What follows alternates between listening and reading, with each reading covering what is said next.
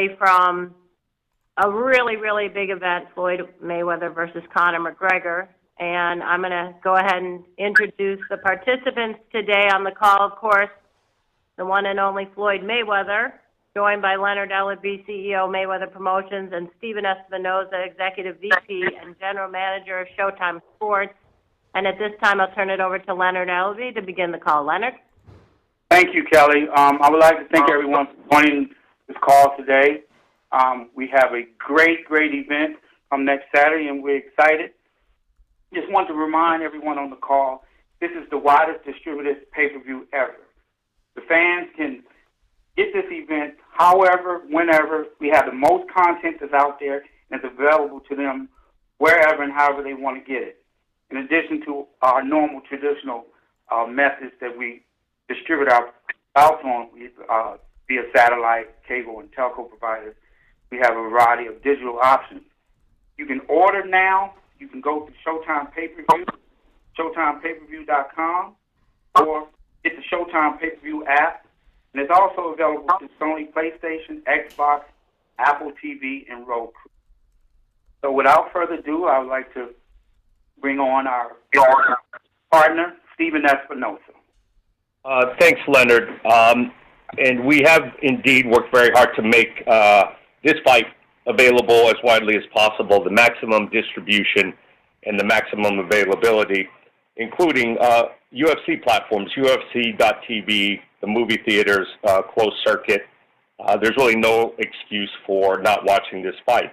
This is an event that transcends sports. It's captured the world's attention.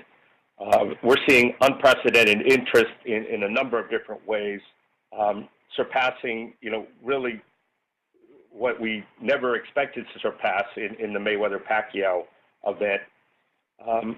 This is the final fight of a once-in-generation talent. It's truly a once-in-a-lifetime event.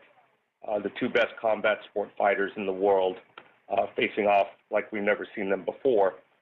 In Conor, we've got someone who's as unpredictable as any opponent that Floyd has ever faced, both in and out of the ring, and it's a challenge to Floyd on a whole new level. We're supporting this matchup with three high-quality matchups from Mayweather Promotions, two world title fights, headlined, of course, by one of my personal favorites as a fan, Gervonta Davis, the U.S.'s youngest world champion, defending his title.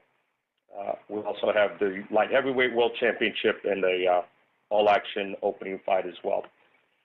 Last point, we are encouraging fans to buy early. There will be unprecedented activity on fight day. Very possible that we're exceeding Mayweather-Pacquiao. We certainly are seeing activity which is far in excess of that. I know all of you guys have heard that before, but to give you some specifics, when we post things, we're seeing things in the millions of views. When we do a Snapchat story and within 48 hours, it's at 4.5 to 5 million views, we know we have an unprecedented event. And in order to avoid the rush, we are reminding people to buy early as much as possible. Leonard, back to you. Thank you, Stephen. So, without further ado, ladies and gentlemen, none other than the money man himself, Floyd Mayweather. Hey, everybody. I want to say thanks for having me on this call.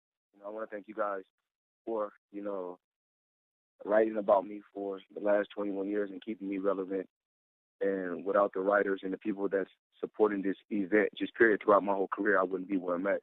So I just want to say, to every writer that's on this phone, to every blogger that's on this phone, I just want to say thank you. I appreciate you. Mayweather Promotions appreciate you. Showtime appreciates you. CBS appreciates you. MGM Grand appreciates you. Swanson Communications appreciates you. My team, and my family, and my staff, everybody appreciates the stories and all the bloggers, the sports writers, and everyone. We just want to say thank you. And now we can get on with the questions. Okay, operator, let's go ahead and open it up for the questions, please. Ladies and gentlemen, if you'd like to ask a question, please press star 1 on your phone. Again, to ask a question, please press star 1. Please hold as we wait for questions.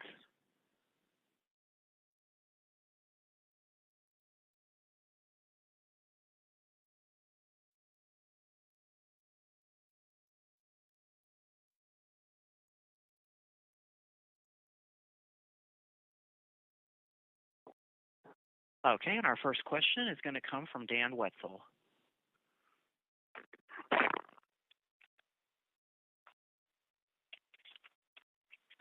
Hello? Go ahead, Mr. Wetzel. Hello? Hey, I'm here. What's going on? How are you? Hey, look, I wanted to ask you about this being your last fight, and obviously boxing is a dangerous sport, and doesn't lend itself to nostalgia the way maybe like a Kobe Bryant's last game or something like that is. But as you prepare for this, do you spend any time thinking about this is the last camp, or this is going to be the last weigh-in, or do you think back at all to the start of your career? Actually, I thought that Andre Berto, I thought that was going to be the last weigh-in. I thought that was going to be the last training camp. I mean, just honestly speaking, I thought that was going to be my last everything. But, you know, you just don't never know what can happen. Now, we're here with this big event, you know. So it's just that this is my last one, ladies and gentlemen. I gave my word to Al Heyman. I gave my word to my children. And one thing I don't want to do is, break that. I gave Heyman my word. I gave my children my word. I'm going to stick to my word. This will be my last fight. Our next question comes from Lance Pugmire of Los Angeles Times. Hey, Floyd. Good to talk to you. As you look back, as you retrace your steps, kind of building on what Dan was asking you about, you know, you were struggling to gain attention around the area of 2005 before you aligned with Al Heyman. What was really the seminal moment for you that really turned the tide and got everyone's attention for you? Was it more like aligning with Al Heyman and following the plan that both of you guys laid out? Was it 24/7, or what exactly do you think turned the tide? I just want to touch on something. Floyd Mayweather has never been struggling. They're just for starters. So we can clean it up right now. Floyd Mayweather has never been struggling. You know, the thing is this. Me and Al Heyman joined forces because when Al Heyman seen me, he seen not just a fighter, but a person with a sharp mind, very articulate and very smart, not just in the ring, but outside the ring. And he knew that we can be a powerful force together. Now, once again, you know, when I fought Diego Corrales, I done good numbers. When I fought Angel Man Freddy, I done good numbers. You know, in the list, before I even got to Heyman, I done good numbers. But me and Heyman came together and had a game plan. Whereas when I was dealing with people in the past, nobody never really had a game plan. I had a game plan. Leonard had a game plan. Me and Leonard both had a game plan, but it was a missing piece. So, but when we all came together as one, that's when I came up with the game plan, and they started putting everything into play. Yeah, and also after this fight, how do you think you're going to spend your life? I know you got Mayweather Promotions, but what else are you going to be involved in, and what are you going to be doing as the days pass?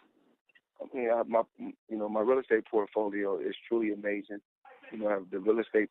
I have a real estate that's very, very huge. That's a huge part of my life. My children are going to college, so that's going to take up a lot of my time because, you know, education is extremely important in my home. You know, I want my kids to do something that I wasn't able to do. I want them to be able to go to college, and then the businesses that I leave for them, I want them to be able to take those businesses and take them to the next level. And, you know, if I took a business and made $100 million, I want them to take it to the next level to make $400 or $500 million. So it's all about giving back. And I built different businesses and got businesses started so my children can take over someday.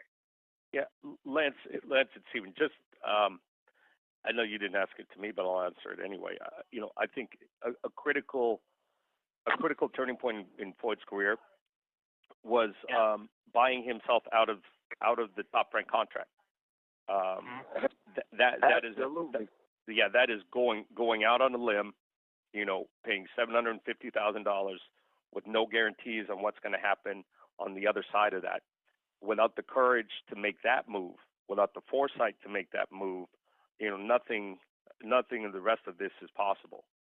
So, you know, it's easy to sit back and say, you know, and forget that it all starts with taking risk. No one has this level of success without taking a risk. And that's one very tangible point where Floyd put his money where his mouth is, took the risk, and was able to reap the rewards.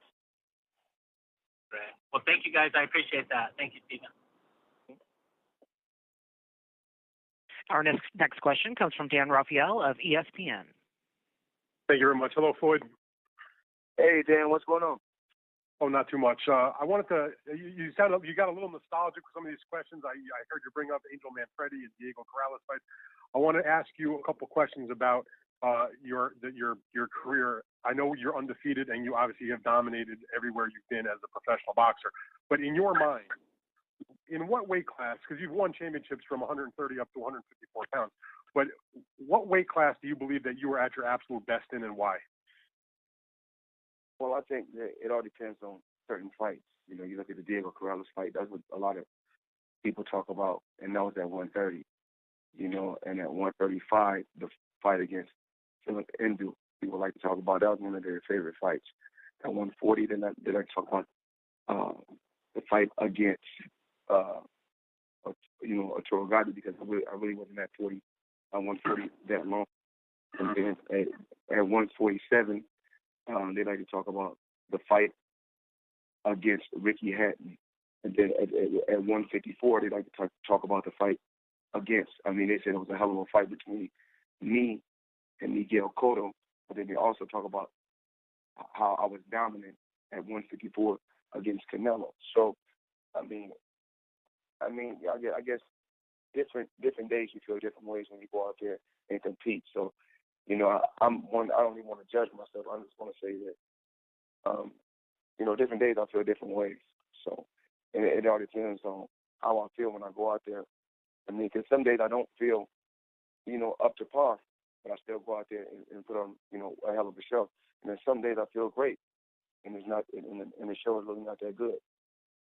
Now, in your 49 wins, you had a lot of great performances, obviously. But is there one performance that stands out to you? I mean, I know there's a lot of top performances, but if you had to pick one and said that was me on my best night, whether it was some of the fights you just mentioned, or maybe it was when you won the title for the first time against Gennaro, or any number of fights, which was the one that you said this was the best Floyd Mayweather that there's ever been? I can't really say. I just, I don't even watch my fights because it's hard for me to watch my fights because I go. It could be a fight against any guy, any of my top fights that the fans and people say that they love the most. But when I look at it, I'm like, I could have done this better. I could have done that better because I'm a critic of myself, and I feel like it's never good enough. When I go out there and I compete, I'm like, I could have done that better. Well, I could have done that better. I could have done that better. So it's best not to even watch it. But my kids love going on. My oldest son, and both of my boys, and not my youngest daughter, but my three oldest, they love going on YouTube and watching it. So then, is there one where maybe, I mean, you obviously won the fight because you're unbeaten, but was there one fight in your mind where you were like, even though you got the victory, that you were maybe a little disappointed in your performance, and you said, you know what, that was not my, I don't know, some people thought the first fight you had with Jose Luis Castillo was perhaps a little bit close. I know you've always said that your toughest fight was against Emmanuel Augustus. Which was the one that you felt like, I won the fight, but yeah, that wasn't my best? I won the fight probably against. It's been a few fights where I probably said, yeah, I won, but that wasn't my best. It's been a few fights. I said, I won, but I wasn't at my best. But I'll come back and look better the next time. Well, look a lot better than next time. All right, Floyd, thank you very much. I look forward to seeing you next week. Thank you. Our next question comes from Martin Rogers of USA Today. Hi, Floyd. When you fought Ricky Hatton in 2007, there was an incredibly strong British traveling presence. There may be the same here with Mcgregor because of the support that he enjoys. What do you expect the atmosphere and the level of crowd support to be like on the night, and how do you think that will be divided between yourself and him?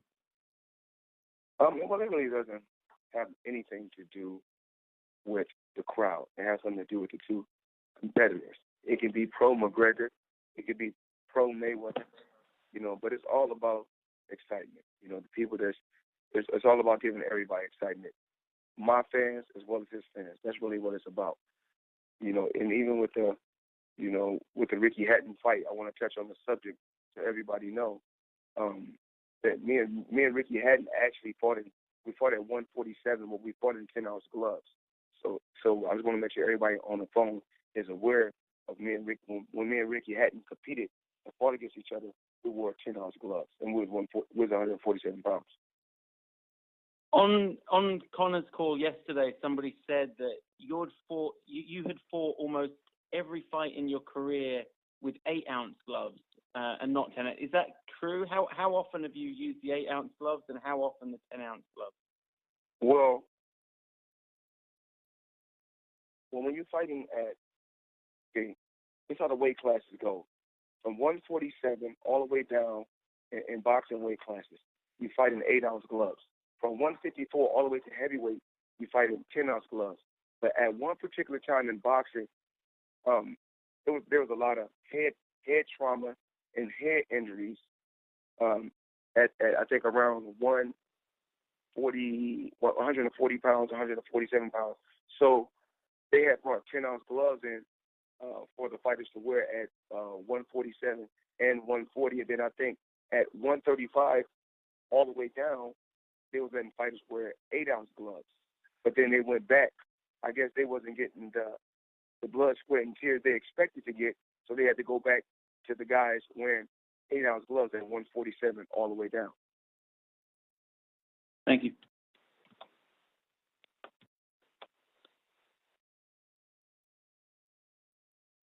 Our next question comes from Brian Graham of The Guardian. Hey, Floyd. Maybe the one bigger story in America right now than this fight has to do with the protests this weekend in Charlottesville and the president's reaction to it. You're seeing athletes who never speak on political issues like LeBron James, and just today Kevin Durant really take a stand like you don't normally see. You're one of the few athletes in the world who's on that level, probably even bigger than like a LeBron James globally. I was just wondering how closely you followed what happened this weekend with the protests, and if you had any thoughts on it and the president's reaction to it. Well, I've been honestly extremely, extremely busy, so I haven't really even been on social media or been watching TV. I've been extremely, extremely busy, training, working out, and actually just spending a lot of time with my daughter. But I've seen some things, and what's going on down in how you say it, Charlottesville? Charlottesville, yeah, in Virginia. Yeah, Charlottesville. It's not cool. It's not cool at all. And like I always talk about, the world needs to be more of a positive place. And I didn't really hear what the president said. I've been so focused on this event. This event is so huge. I haven't really had time to focus on anything but this event. All right, thanks, Floyd. Good luck. Thank you.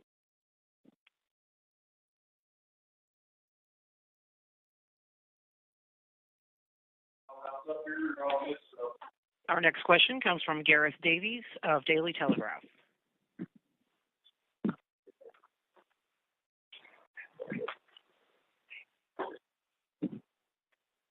Mr. Davies, you have a question? Operator, go to the next question. He'll get in queue if he wants to come back around. Okay, great. Our next question is from Damon Martin, MMA Weekly. Hey, Floyd, thanks for taking the time today. I was curious, it's been, a very short video, but I was curious if you saw the footage that was released of Conor's sparring session with Paulie Malignaggi and what you thought of that, even though it was only about 20 seconds. I had a chance to see it, and my thoughts is, I think it was real interesting, but a lot of rabbit punching, illegal rabbit punching behind the head. A lot of shots was illegal. A lot of grappling, a lot of wrestling, a lot of illegal shots. I mean, that's just my honest opinion. But I think that I'm pretty sure the referee is going to be fair on both sides. I want the referee to be fair and treat both competitors, myself and Conor McGregor, treat us both, be even and treat us fair. And I just want to have a good solid fight. Did you believe that he got the knockdown on Paulie based on the video we saw? I mean, last time I checked, some may call it a knockdown, some may not call it a knockdown. At the end of the day, it only counts once you get under the lights. That's just the gym. We can't judge. We sit here judging Paulie, a guy that's been retired and just commentating and traveling the world and not going to the gym at all. Just going in there with a guy who's just working out, an athlete period that's just working out, just every day. And honestly, it shouldn't have even went 12 rounds with a young guy that's active. And yesterday, Floyd, they announced the referee and the judges for the fight. Robert Byrd is a referee that's known for not interfering much in fights, using his voice more than actually stepping in and separating the fighters. I want to get your reaction on that assignment of the referee, and do you think that will play a part in the fight at all? Considering Conor, we saw that video. He likes to clinch. He may be looking to rough you up. I mean, what do you think about the assignment that you got for the referee? Like I said, I truly believe the ref is going to do his job. The referee's job is to make sure the fighters that he's keeping the bout clean. And I want to, listen, we're going to have a hell of a fight. Like I said on numerous occasions, building up to this fight, I'm coming straight ahead. So he don't have nothing to worry about. And I look forward to following the Queensberry rules of boxing, and I'm pretty sure he looks forward to following the Queensberry rules of boxing. He had Joe Cortez in his training camp, which is a great thing. Even though he had Joe Cortez in his training camp, I still seen him being extremely dirty. But my job is not to worry about the referee. My job is to go out there and fight and let the referee do his job. Yeah. Let me add on to that. But we're very pleased with the selection of all the officials that we have for the entire card for August the 26th, with the referee included. Nevada Athletic Commission is the best commission out there, and they have the best officials in place, and we're very happy. And last question, Floyd. The other big thing that came out yesterday, which you've kind of addressed, is the 8-ounce gloves. Obviously, you fought in 8-ounce gloves, but do you think that favors you or Conor more, the fact that they dropped the glove size down to 8 ounces, or how do you think that really affects the outcome of this fight? I'm not really worried about the outcome. It's more worried about excitement.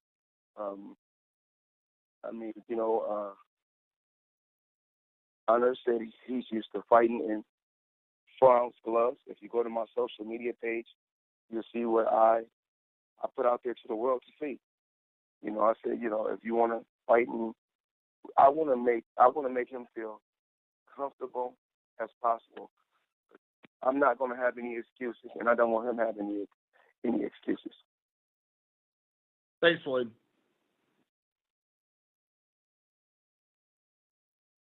Our next question is coming from Morgan Campbell of Toronto Star. Hey, this question is for Floyd. Floyd, what really curious about, now that you're 40, last time you fought you were 38, how has the process of training and recovery changed as you aged? It's difficult. It's not really the same. But, I think with age comes wisdom. Knowing your body. When I was younger, and I talked about this media day, just knowing your body. You're young, is fight. Never let the body recoup or rejuvenate. Whereas I'm older, so resting is very, very, very, very important. So I work extremely hard still at the age of 40, but I'm letting the body rest a lot more. And that's why, you guys seen on All Access, you seen I was taking yoga. I have a whole team, that, when I'm resting, they help me keep my body intact and in order. Okay, so then looking at your interview with Stephen A. Smith from the other week, you said, Conor's a lot younger. I'm slipping. I've lost a step. Like, how much do you really believe that, and how much are you saying that to generate interest in the fight from the standpoint that it seems more even if you can sell the idea that you've slipped? Well, I'm just being honest. I don't think that I'm the same Floyd Mayweather that I was 21 years ago. Of course not. And I don't think that I'm the same Floyd Mayweather that I was 10 years ago. I'm not even the same Floyd Mayweather that I was 5 or 2 years ago. But I still said that I still have a high IQ in that ring. And I said, experience-wise, it leans towards me. Just period. Most time when I go out there and compete against any fighter, experience will always lean towards me because I have, I've been in the ring and been at such a high level for so long. Okay, thank you, Floyd. Thank you. Our next question is from John Elegant of New York Times. Hi, Floyd. Last year in that Fight Hype interview, you said when you were referring to McGregor, you were saying, quote, "They say he talked a lot of trash and people praise him for it, but when I did it, they say I'm cocky and arrogant, so biased. Like I said before, all I'm saying is this: I ain't racist at all, but I'm telling you, racism still exists." And I was curious, now that you've been through like this press tour and whatnot with McGregor, how do you feel fans, or maybe even others, maybe journalists or others in boxing, how do you feel that they treat you all differently, and do you believe race plays any role in that? I know the phone kind of messed up. Said it. Hello? I'm sorry. Did you hear the last part of the question? It just like at the end, I didn't hear the end part. You said Okay, about the writers, yeah. the writers in the media. Yeah, I was saying, now that you've been through like this press tour and everything with McGregor, how do you feel the fans, or maybe even others, maybe it be writers or other people in boxing, how do you feel that they treat you all differently, you and McGregor differently, and do you believe that race plays any role in that? I mean, I don't, I'm not gonna even really touch on that anymore. I spoke on that, and I'm gonna leave it where I left it at. I spoke about that before. I'm gonna let Leonard Ellaby kind of touch on that subject. Because he's a student. Leonard, go ahead and touch on that subject. Yes, and as the things that he was saying, it was the back and forth banter, it's trash talk, and I'm sure that whatever was left on the press tour, that's where it was at. Yeah, and I guess Floyd's focus is fighting next week, and putting on a great performance for all the fans across the world. That's where we are at. Yeah, and I guess I was referring to the comments not necessarily on the press tour, but the ones that he gave to Fight Hype last year, and I think it resonated with a lot of black folks who I talked to, in the sense that you spoke to really a double standard that I think a lot of black people in America feel. So I was just kind of curious if you saw that. And there are double standards out there, but that goes on with anything. There's a high awareness out there that the public. There's a lot of things that goes on. Again. His focus is next Saturday and going on there and putting on an electrifying performance in front of his fans. That's where we're at. Thank you.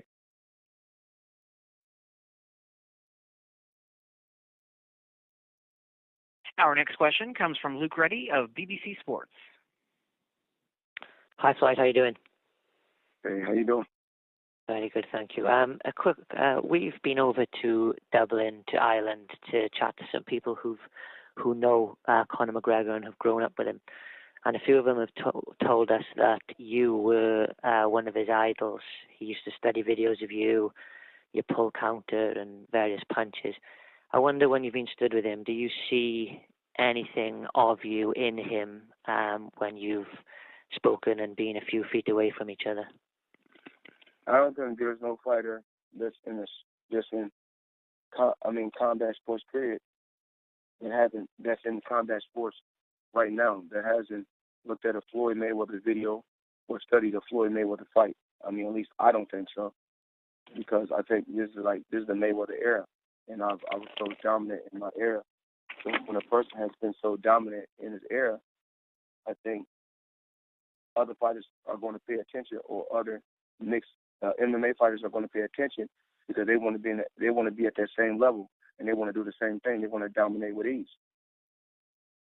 Do you see anything in the character between you and him when you kind of interacting? Similarities at all? I mean, not really. I mean, I mean, of course, I'm huge in boxing, but I'm huge in MMA also. You know, I'm huge in both. I'm saying my name is huge in MMA, but I made a crazy, I made a crazy name in the sport of boxing. But it's crazy that, I was working I've been working so hard throughout the years that I ended up having a big name in MMA also. So even though I never competed in the MMA, I'm still a big name in the MMA. And Stephen Espinosa pointed to something earlier on. He said how you took a big risk early on in your career. Given the point you're both at now, who is taking the bigger risk here? I truly believe I'm taking a bigger risk. I mean, but it's a big reward for both. But I'm taking a bigger risk. You know, I have the 49-0 record, and when a fighter has lost before, if he loses again, they say, "Oh, it's nothing. He lost before." But when a fighter has been dominating for 20-some years, never lost, everything is on the line. My legacy, my boxing record, everything is on the line. Okay. Have you considered, like, when you say there's so much on the line, I mean, have you stopped at any point and kind of thought, wow, there is a whole lifetime's work here that I am putting out there, or do you kind of not let it enter your mind? I just try to really try to focus on just being positive and just worry about going out there and doing what I do best. I try not to think about losing or taking an L. That's not really my focus. Every day, I tell myself I'm a winner. I was born to be a winner at life, not just in the ring, but I was born to be a winner. So whatever I do, I try to give it 100%, and I try to push myself to the limit. But like Stephen said, it's all about taking risks. And I wouldn't be where I'm at if I didn't take risks. So I don't mind putting the 49-0 record on the line. I don't mind, putting everything on the line, for this fight. I feel like it's worth it. Okay. Thank you very much. Okay, this is the last question, Floyd. One more and we're good to go. Operator, go ahead. And that question comes from Salvador Rodriguez of ESPN Deportes. Hello, Floyd. Good afternoon. Hey, how you doing? How important is for you make the 50 victory in your career, one more over the Rocky Marciano record? I don't really try to focus on no other fighter, but I'm appreciative for every fighter, and that paved the way for me to be where I'm at. I always talk about I appreciate the legendary fighters, even though this is number 50. This is my 50th fight. That's not really my focus. My focus is to go out there and get the fans an exciting fight. Even though I know this is number 50, and we're constantly talking about Rocky Marciano, I just always like to let the fans and the people know Rocky Marciano is a legend. Rocky Marciano did it his way, and I just like to try to do it the Mayweather way. Thank you so much, and good luck next August 26th. Thank you. Okay, thanks everybody for joining us. Any last closing comments, Floyd, and we will wrap this up. I just want to say thank you to everybody. I want to say thank you, Leonard. I want to thank Showtime. I want to thank CBS. I want to thank Kelly Swanson. I got to thank Al Hammond, and I want to thank everybody that called in, all the writers, all the bloggers, everyone from the MMA world, everybody from the boxing world, everybody from the sports world. I just really want to say thank you. And me and my team, and that's all. We all appreciate you guys. Talk to you later. Thank you, everybody. See you soon. Thanks, Leonard. Thanks, Stephen. Bye-bye. Ladies and gentlemen, this concludes our program. You may now disconnect.